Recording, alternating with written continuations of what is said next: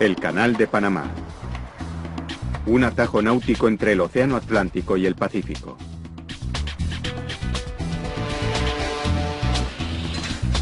Cuando se acabó el canal en 1914, era una maravilla de la ingeniería,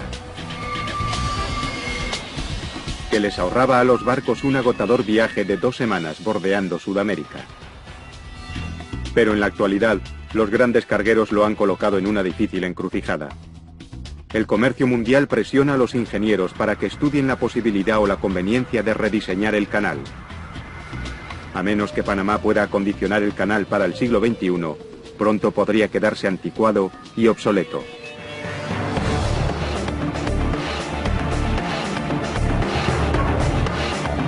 Megaconstrucciones, el nuevo canal de Panamá. Son las 6:30 de la mañana en la entrada atlántica del Canal de Panamá.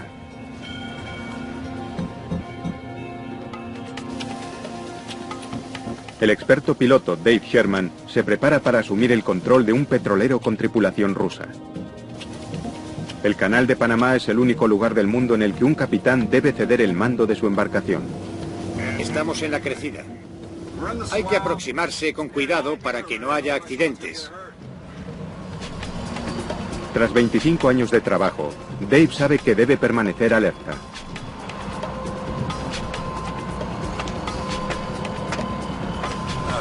Buenos días, ¿cómo estás? Buenos días, bienvenido a bordo. Gracias. Navegar por el canal es un trabajo muy especializado y sometido a mucha presión, desde el principio hasta el final. ¿Capitán? Sí. Buenos días, Dave Sherman, ¿cómo está? Bien.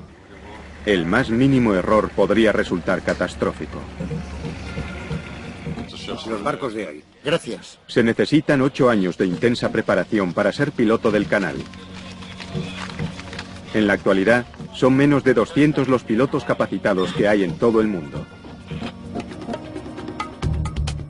En un día normal, unos 36 barcos cruzan el canal en ambas direcciones, transportando 450.000 toneladas de carga. Si el canal se bloqueara, el comercio internacional se encontraría en un punto muerto. Desde el lado atlántico del canal, Dave tendrá que cruzar 3 esclusas, que elevarán el buque 26 metros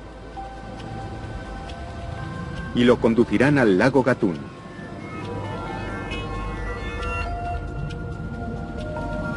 Al otro lado del lago, otro grupo de esclusas bajarán el barco hasta que esté a nivel del mar, para salir al Pacífico.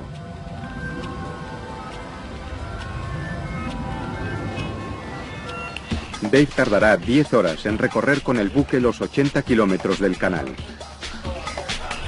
Eso si no hay contratiempos. A estribor. A 1 kilómetro canal adentro, Dave se encuentra con el primer conjunto de esclusas, las esclusas del Gatún. Bien, ¿cuál es la posición de 10 ahora? Cada esclusa tiene 3 cámaras independientes pero conectadas.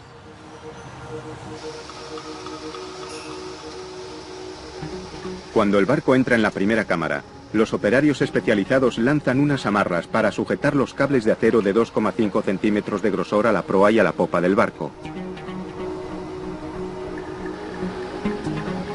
Los cables están conectados a 2 potentes locomotoras que circulan a ambos lados del canal.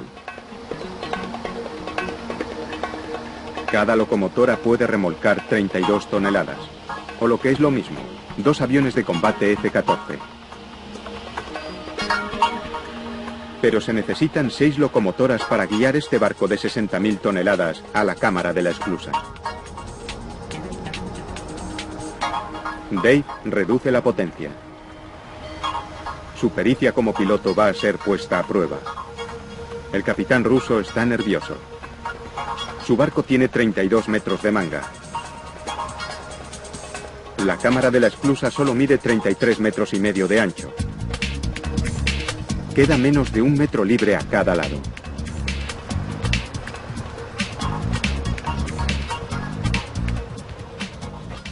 Bien, libra de ambos lados. Dave necesita que se hagan unos leves ajustes. Ya podéis dejar eso, número 2. Parte número 2. La maniobra exige la precisión de un cirujano. Un golpe dentro de las cámaras podría romper el casco, se derramaría el petróleo y habría que cerrar el canal. No hay salida de emergencia. Ajustando constantemente la tensión de los cables, las locomotoras mantienen el barco centrado en la cámara. Su movimiento debe estar perfectamente sincronizado para que los cables se mantengan tensos. Las compuertas se cierran reteniendo el agua del océano.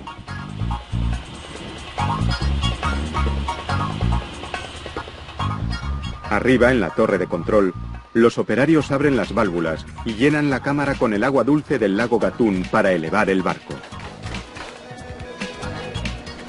Aquí control. Son los mismos controles que se instalaron hace más de 90 años. La gravedad hace que el agua del lago llegue a la cámara de la esclusa a través de unos 100 orificios situados en el fondo.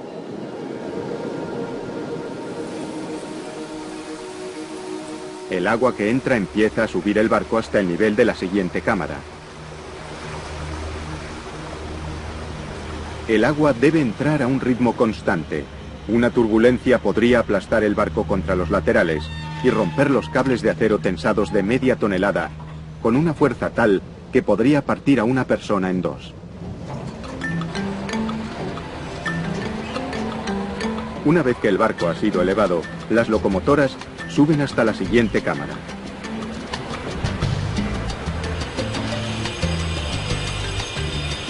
Las compuertas de 680 toneladas se abren lentamente. Este proceso se repite hasta que el barco ha alcanzado el nivel del lago, 26 metros por encima del Atlántico.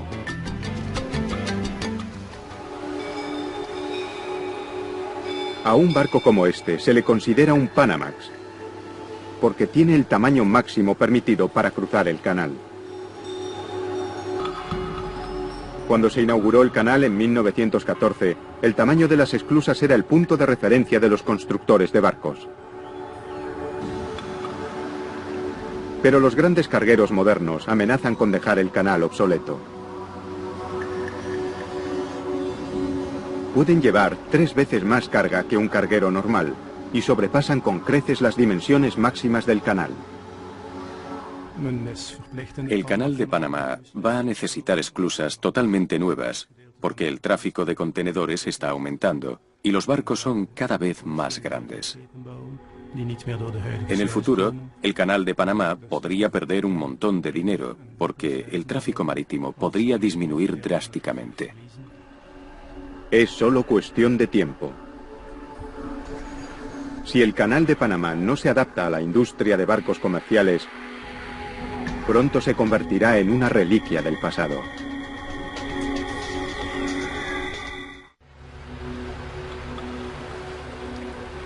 $13.000 barcos transitan por el canal de Panamá cada año, transportando 172 millones de toneladas de mercancías. Este pasillo transcontinental aporta al gobierno panameño casi 600 millones de euros en concepto de peajes. Pero estos ingresos podrían perderse si no se rediseña el canal para que se adapte a los barcos modernos.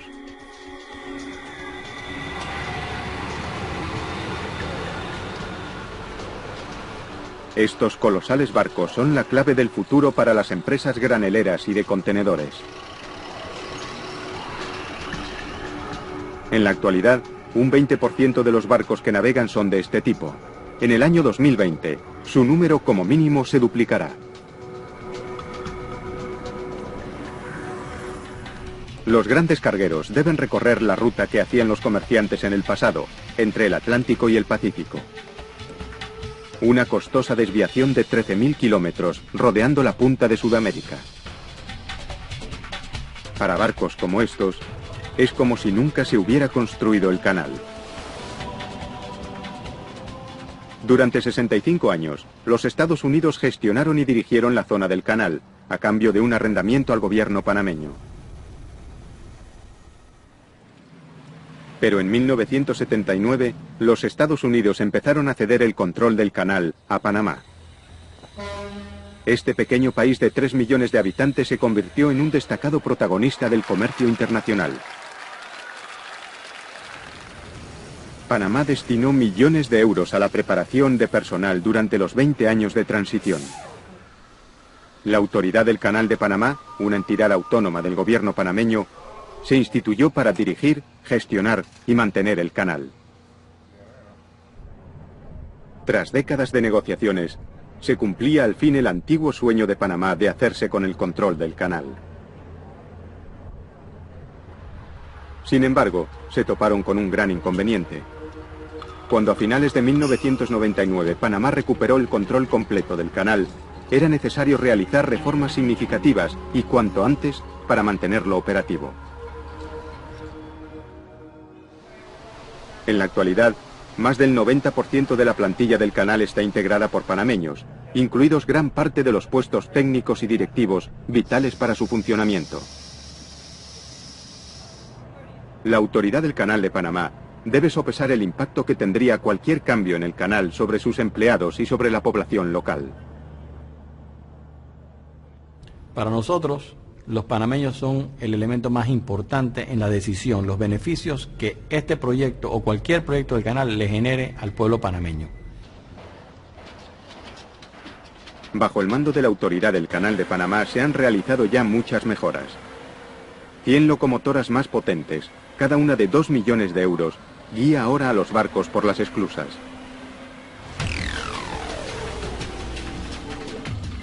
Una flota de remolcadores más potentes y más maniobrables escoltan ya a navíos como este buque contenedor de 72.000 toneladas por la parte más estrecha del canal.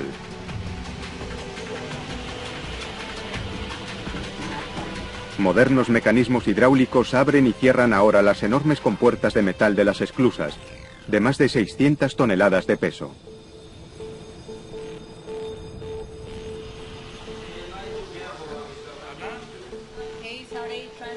Los sistemas de comunicación entre el barco y tierra, que son vitales para la seguridad, también se han modernizado.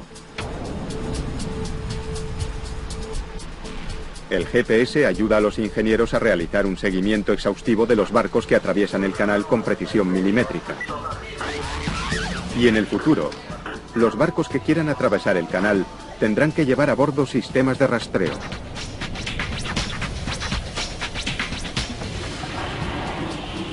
Pero estas mejoras son mucho más fáciles de realizar que la ampliación del canal. Si Panamá decide invertir en su ampliación, las máquinas tendrían que despejar miles de hectáreas de selva a ambos lados.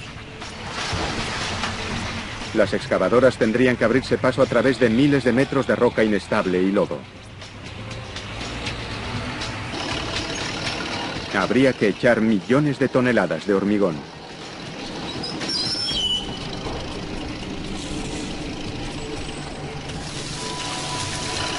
Pero el mayor reto de todos sería construir nuevas esclusas al lado de las actuales. Esclusas lo bastante grandes como para permitir el paso de los supercargueros. Las nuevas esclusas, 3 veces más grandes que las originales, pasarían a ser las mayores del mundo. Yo creo que la tecnología que tenemos hoy, con la cual contamos, no existía en 1904 y mucho menos en el 14 tampoco. Así que no hay ninguna duda en mi mente de que el proyecto, bajo el punto de ingeniería, es realizable. Sí, ¿cuál es la situación de los 10 remolcadores del sur? Volvamos al petrolero. Han pasado ya 2 horas desde que Dave Sherman empezó a guiar el barco hacia la salida de las esclusas, al lago Gatún. Este lago de agua dulce, de 431 kilómetros cuadrados, que en su tiempo fue la mayor masa de agua artificial, tiene una extensión casi 3 veces superior a la del lago Como, en Italia.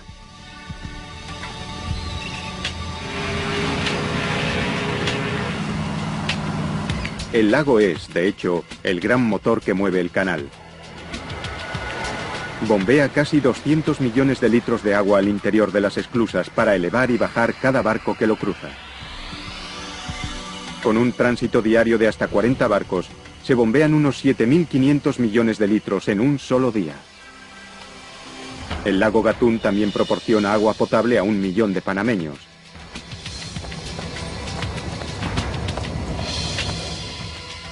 Para crear el lago, los ingenieros construyeron la presa de Gatún, en el río Chagres, la mayor del mundo en su época.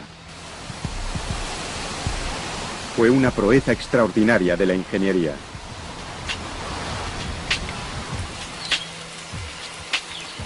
El embalse, de 418 kilómetros cuadrados, se reabastece con las intensas lluvias de Panamá. Pero no siempre. La escasez de precipitaciones hace que el nivel del agua en el lago descienda, lo que impide que los barcos puedan cruzarlo totalmente llenos. Deben descargar parte de la mercancía para reducir su calado. Irónicamente, el exceso de lluvia también provoca otros problemas.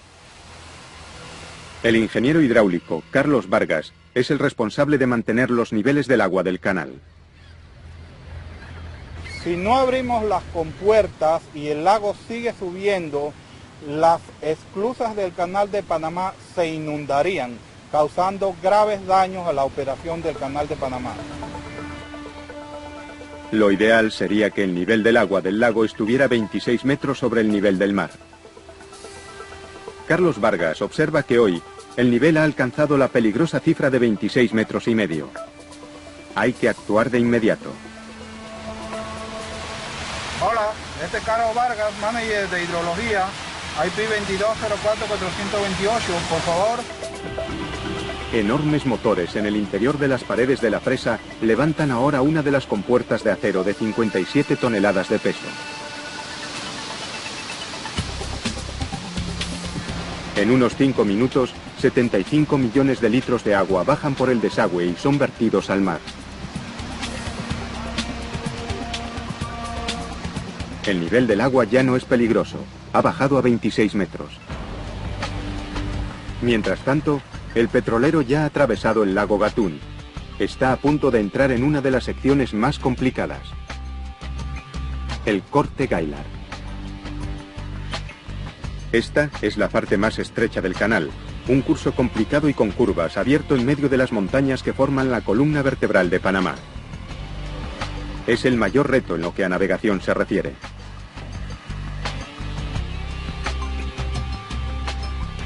Estas montañas estuvieron a punto de impedir la finalización del canal.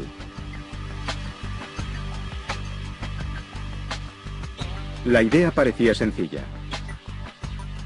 Una zanja de 80 kilómetros de largo por 152 metros de ancho era lo único que hacía falta para conectar el Atlántico con el Pacífico.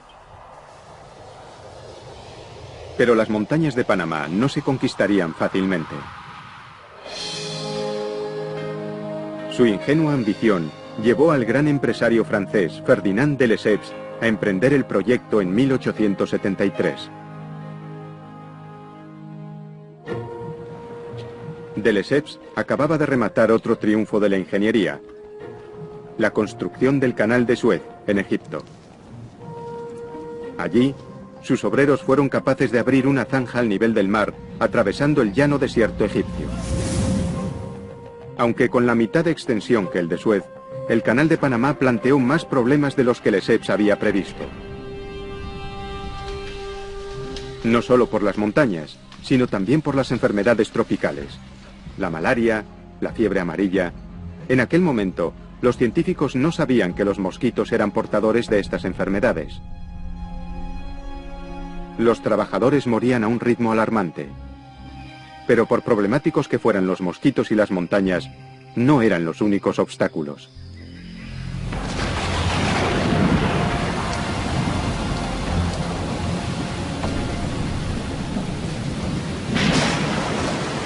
Durante los 4 meses de la estación lluviosa, una cascada de 2,5 metros de agua cayó sobre los operarios franceses. Y en varias y repentinas inundaciones arrastraron consigo meses de excavaciones. Cuando parecía que la situación no podía empeorar más, en 1882 se registró el único terremoto importante en la historia de Panamá. 10 años después, los franceses se dieron por vencidos. Para entonces, 20.000 hombres estaban enterrados en las selvas de Panamá, y la empresa y la reputación de Lesseps estaban hundidas. La naturaleza había ganado la primera batalla, pero no la guerra, que acababa de empezar.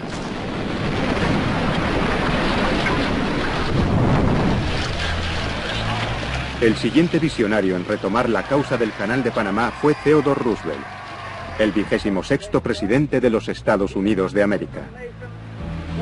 Roosevelt pensaba que el canal interoceánico era fundamental para reforzar el poder estadounidense en los 7 mares. Eligió a John Stevens para el puesto de ingeniero jefe del proyecto en 1905.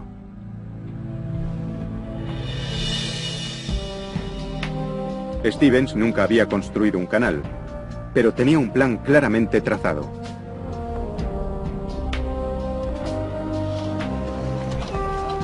Primero, paralizó todos los trabajos de construcción y se centró en la salud de los trabajadores. Stevens destinó todos sus recursos a erradicar de Panamá la fiebre amarilla y la malaria. Su plan funcionó. En solo un año, un ejército de fumigadores habían erradicado estas enfermedades. Ahora Stevens podía dedicarse a los problemas de ingeniería. El primero era el peligroso río Chagres, que causaba unas mortales inundaciones. En lugar de luchar contra el río, como había hecho de Lesseps, Stevens decidió sacarle partido.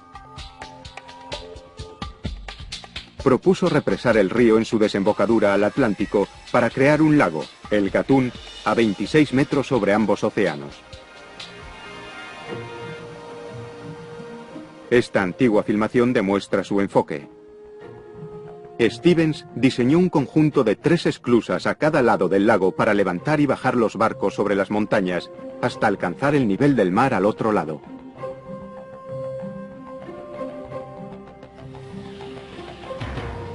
Se necesitaron 4 años y miles de trabajadores para hacer las esclusas.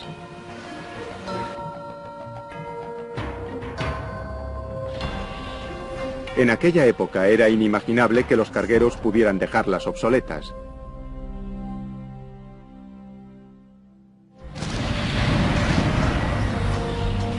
Mientras tanto, un ejército de obreros luchaba por excavar, volar y abrir un canal a través de las montañas. Las temperaturas en el corte Gaillard podían alcanzar los 40 grados. Como escribió un empleado a su familia, es como trabajar en el infierno. Pero por muy incómodo que resultara el clima panameño, los deslizamientos de tierra suponían una amenaza mucho peor. El canal, la construcción del canal, era en realidad una pesadilla para los ingenieros. En realidad tenían un material muy malo para usar, ¿ok? Y este material era el que se derrumbaba siempre, porque no tenía suficiente resistencia.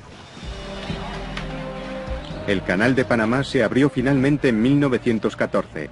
Más de 30 años después del inicio de las excavaciones, con un coste de 400 millones de euros y más de 30.000 vidas.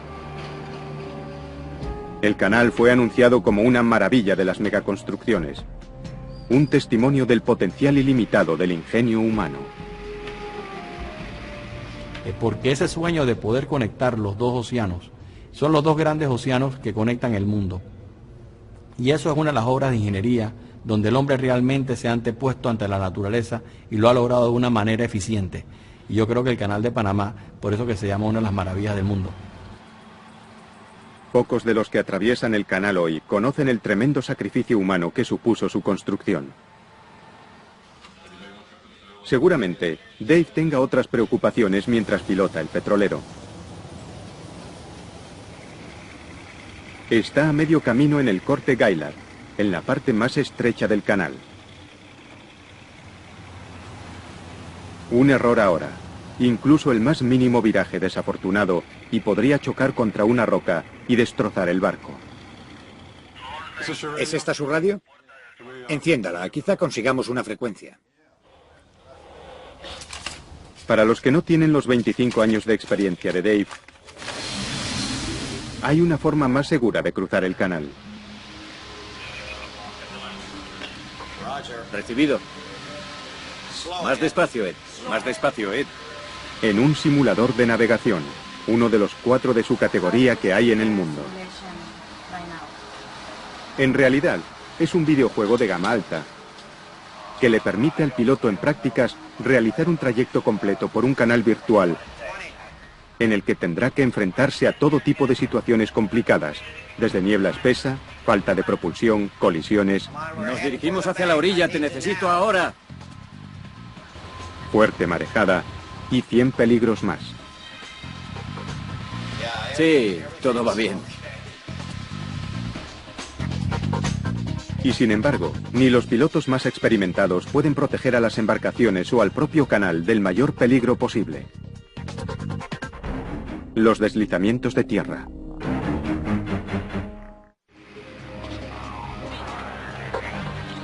Cuando se acabó el canal en 1914, se le consideró un hito de la ingeniería y un testimonio del ingenio humano.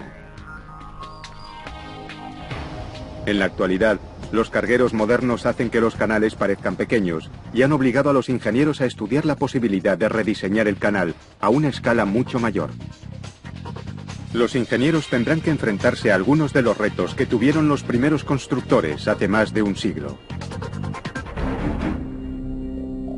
Los deslizamientos de tierra siguen siendo la mayor amenaza. En 1915, justo un año después de su apertura, 13 kilómetros de la orilla del Corte Gaillard se derrumbaron sobre el canal. El peligro sigue existiendo, a causa de la inestabilidad del suelo, formado por capas de roca, arcilla y pizarra.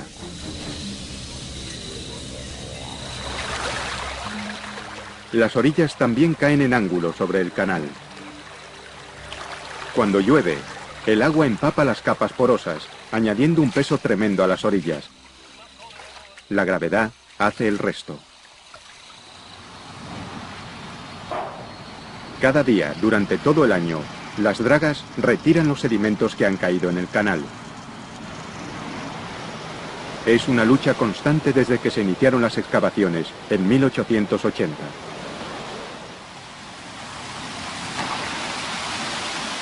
Hoy, modernas dragas como esta pueden recoger 113 toneladas de lodo y roca de una sola vez.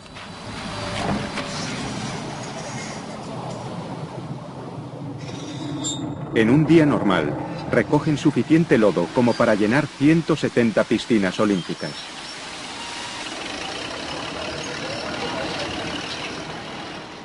Si los ingenieros deciden ensanchar y reformar el canal para los grandes cargueros, tendrán que dragar lodo suficiente como para llenar millones de piscinas olímpicas.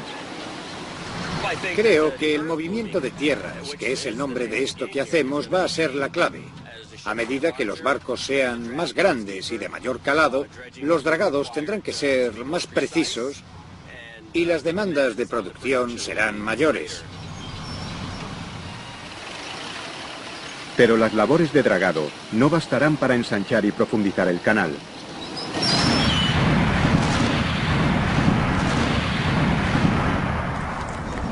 También habrá que hacer voladuras, lo que aumenta el riesgo de deslizamientos de tierra. Aún quedan muchas decisiones por tomar. ¿Merece la pena correr los riesgos que supone rediseñar el canal? Y de ser así, ¿cuál sería el mejor enfoque para un proyecto de tal envergadura? El petrolero de Dave ha atravesado sin contratiempos el Corte Gaillard. Aún debe pasar por las esclusas de Pedro Miguel, que le harán descender 9,5 metros hasta Miraflores, otro lago artificial. Las nuevas esclusas propuestas podrían hacerse al lado de las antiguas. Los barcos más pequeños podrían seguir usando las viejas, mientras que los grandes y modernos cargueros usarían las nuevas. La construcción de las nuevas esclusas es el mayor reto para los ingenieros.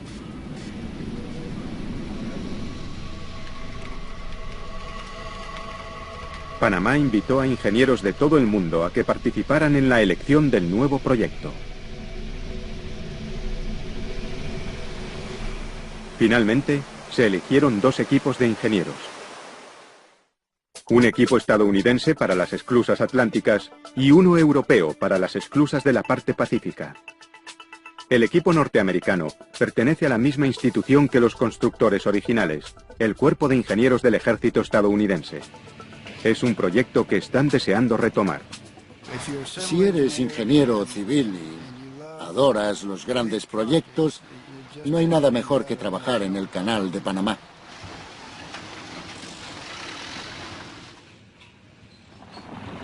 La geología panameña siempre ha sido un gran obstáculo. El tipo de roca determinará el diseño de las esclusas atlánticas propuesto por los ingenieros. La parte atlántica tiene roca blanda. La parte pacífica tiene roca muy dura y eso marca una gran diferencia en el tipo de estructura que diseñes. Para construir nuevas esclusas en la roca blanda e inestable, el cuerpo de ingenieros está estudiando nuevas tecnologías que ya se están usando en el río Ohio, en Olmsted, Kentucky.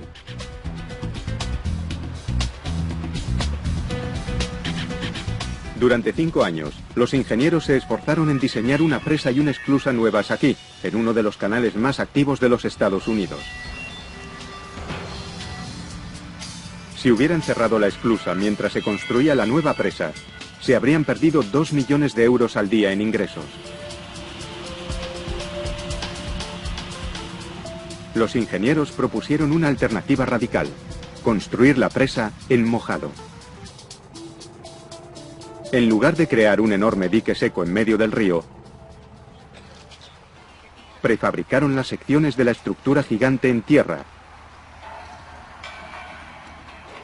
y las sacaron flotando al río, donde la flotabilidad las hace 10 veces más ligeras.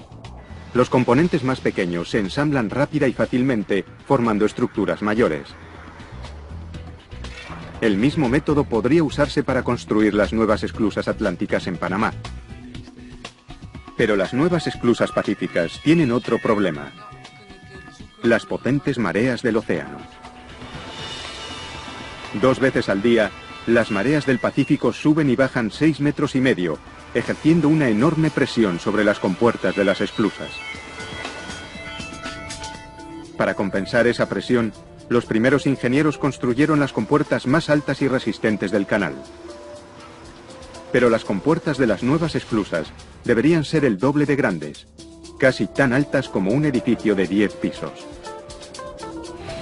Bueno, creo que la parte más difícil son las compuertas de las esclusas, porque son unas estructuras de acero realmente complejas.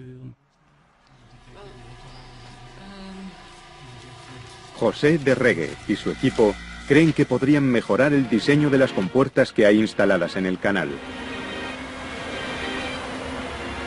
El diseño actual del sistema de apertura y cierre de las compuertas funciona como las ventanas abatibles.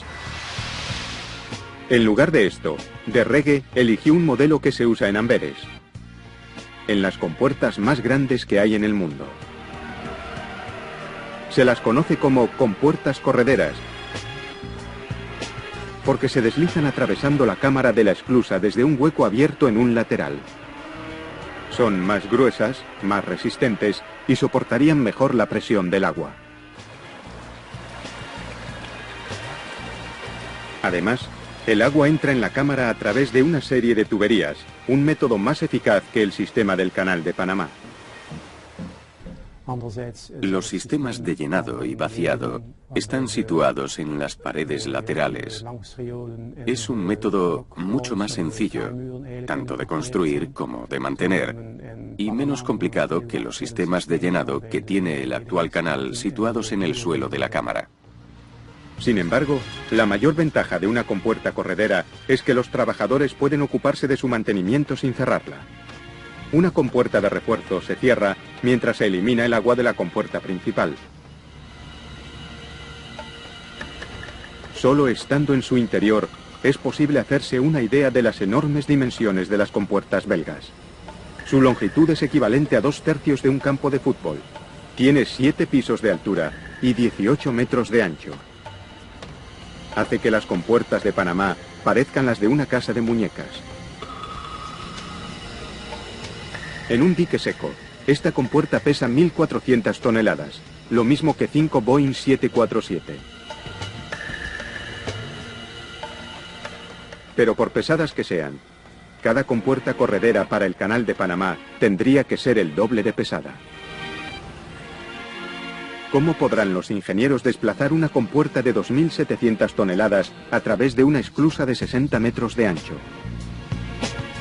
No tendrán que hacerlo. Como muestra el modelo, la flotabilidad reduce el peso efectivo de las compuertas huecas a solo 90 toneladas.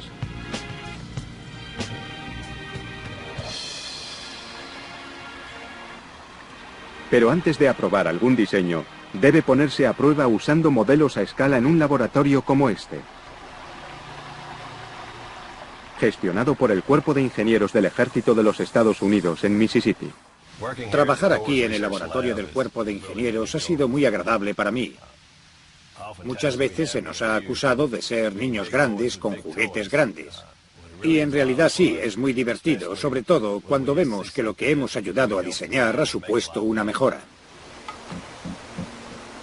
Los ingenieros comprueban el comportamiento de las compuertas sometidas a una fuerte presión de agua. La nueva esclusa debe permitir que el agua suba uniformemente y despacio, o las consecuencias podrían ser terribles para un barco.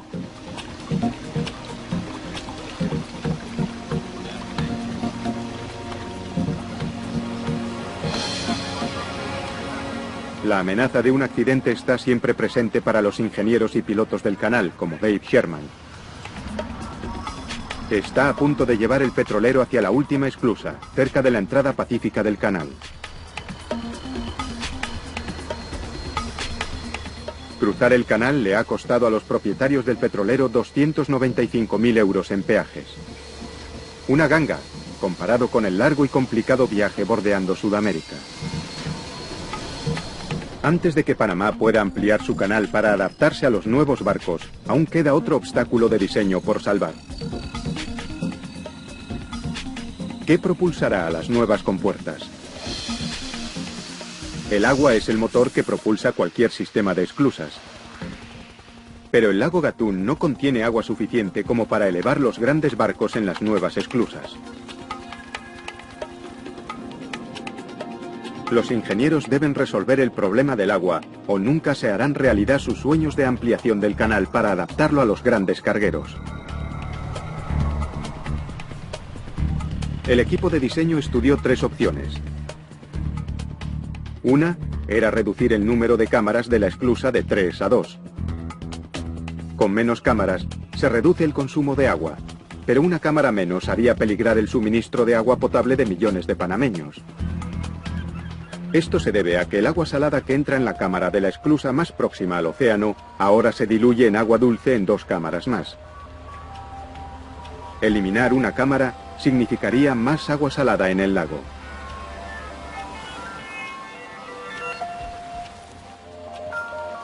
La segunda solución al problema sería crear un nuevo lago construyendo otra presa en un río cercano.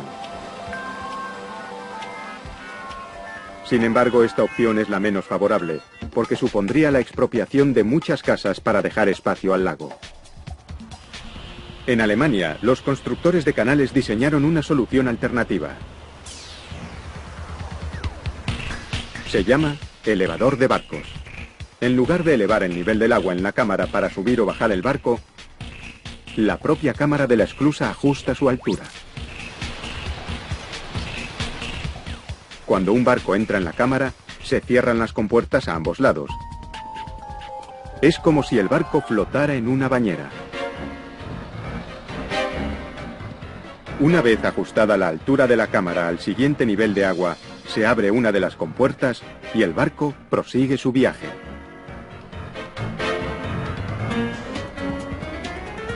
Quizás lo más innovador de este diseño es que no se desperdicia agua. Pero los barcos que atraviesan estas esclusas pesan 900 toneladas, la 60ª parte de los barcos que cruzan Panamá. Diseñar un mecanismo lo bastante potente como para levantar grandes cargueros puede ser una empresa hercúlea. Sin embargo, existe otro método para utilizar el agua de las esclusas que podría resultar útil a Panamá. Tanques para ahorrar agua. Un sistema de tanques de almacenamiento temporal que reciclan el agua. Cuando un barco quiere transitar desde una zona más alta a una más baja en este canal alemán, los ingenieros liberan el agua de la cámara de la esclusa superior. Pero en lugar de verter el agua al río, es recogida por un tanque cercano.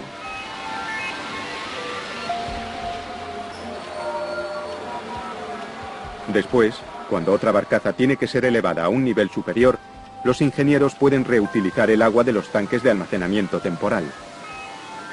Si logran construir un sistema similar de tanques de almacenamiento para las nuevas esclusas en Panamá, quizás consigan subir y bajar los grandes cargueros modernos con la misma cantidad de agua que se usa en las actuales esclusas. Pero aunque los ingenieros puedan resolver el problema del agua, deben enfrentarse a una terrible amenaza de la naturaleza que podría sobrepasar todos sus esfuerzos. Los terremotos. Recientemente, Panamá ha experimentado un aumento del número de pequeños seísmos. Los terremotos se producen cuando las placas geológicas chocan entre ellas. Panamá está muy cerca de 4 de estas enormes placas. Sin embargo, no ha padecido ningún terremoto importante desde 1882. El reciente aumento de la actividad sísmica podría ser en realidad una buena señal. Las placas podrían estar liberando la presión acumulada sin plantear graves peligros. Estos pequeños seísmos podrían ser también los primeros avisos de un futuro terremoto asesino.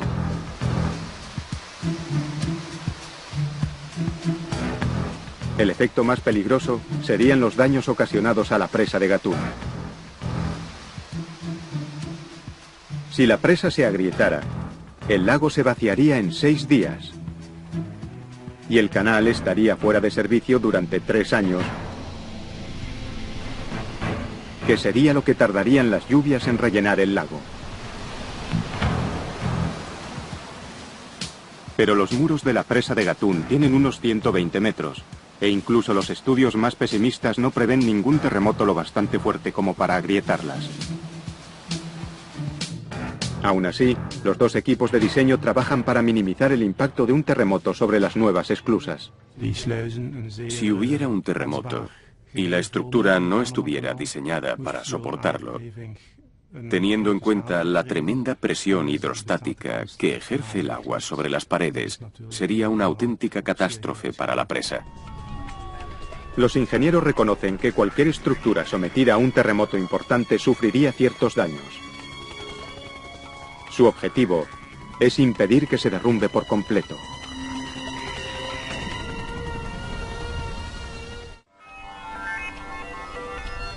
Durante casi un siglo, el Canal de Panamá ha sido un vínculo vital para el comercio internacional. Símbolo de los logros industriales en el pasado, los ingenieros deben plantearse ahora la construcción de un canal mayor para evitar que el actual se convierta en una reliquia. Aunque encuentren solución a todos los retos a los que se enfrentan, la naturaleza podría derrotarles. ¿Podrían las esclusas sobrevivir a un terremoto asesino?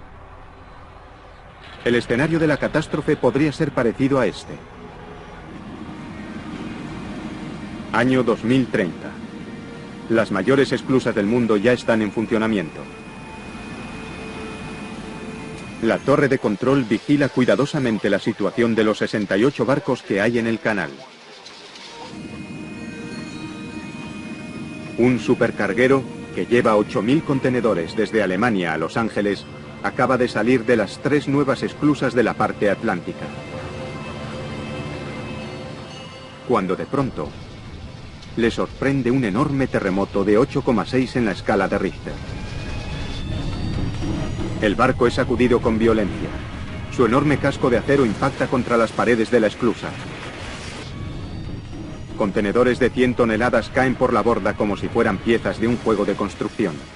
Los cables de acero se rompen.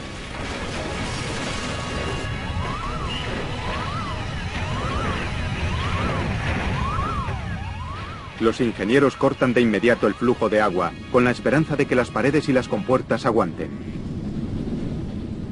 30 angustiosos segundos después, todo ha acabado.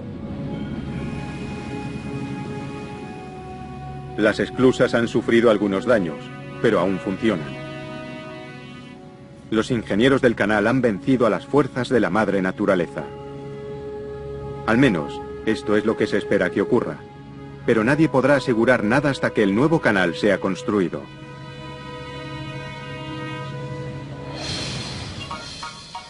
Son las 6 de la tarde y Dave Sherman atraviesa con el barco la última esclusa, alcanzando el Océano Pacífico. Ha tardado 10 horas, pero ya ha acabado su trabajo. Algún día, en un futuro cercano, Dave podría pilotar un barco 2 o 3 veces más grande, con el que cruzaría un canal más ancho y más profundo. Pero la ampliación del canal plantea más retos de diseño de los que afrontó el equipo original de construcción. Sin duda, el proyecto es tremendamente arriesgado, pero las ganancias podrían ser extraordinarias.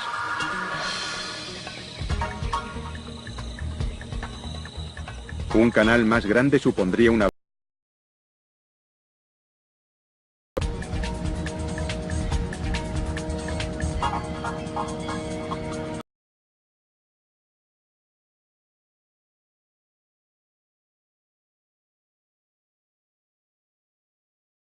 nuestra manera de viajar y de hacer negocios.